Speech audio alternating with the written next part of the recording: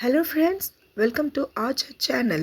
நம்ம சேனலை சப்ஸ்கிரைப் பண்ணாதவங்க சப்ஸ்கிரைப் பண்ணுங்கள் ஃப்ரெண்ட்ஸ், லைக் பண்ணுங்கள் ஃப்ரெண்ட்ஸ், ஷேர் பண்ணுங்கள் ஃப்ரெண்ட்ஸ்.